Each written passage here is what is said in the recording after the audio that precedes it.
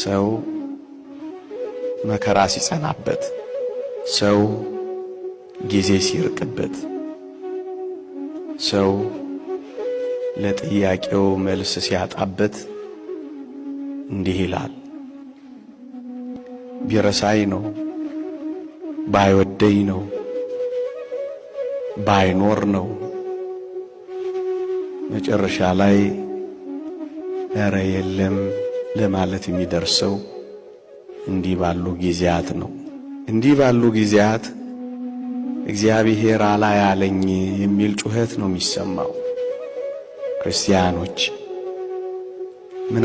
ምናልባት እግዚአብሔር አላይ ብሎን ሳይሆን እኛ እንታይ ብለን እንዳይሆን መጠርጠር ነው።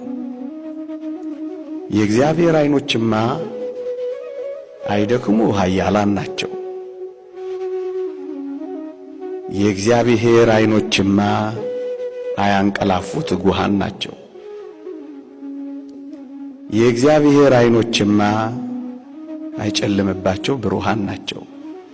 የእግዚአብሔር ዓይኖችማ አይሞቱ ሕያዋን ናቸው። የእግዚአብሔር ዓይኖችማ አያዳሉ ጻድቃን ናቸው።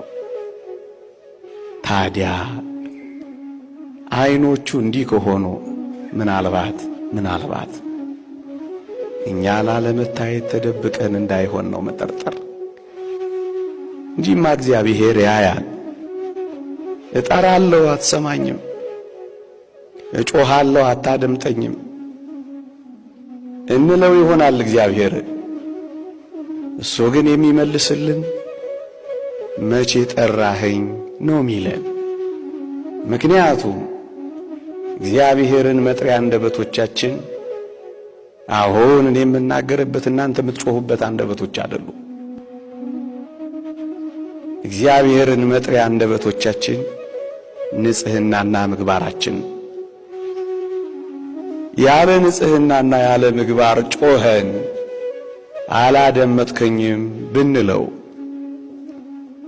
ብንጠራህ አልሰማኸኝም ብንለው ያለ ጥርጥር መቼ ጠራኸኝ ነው የሚለው።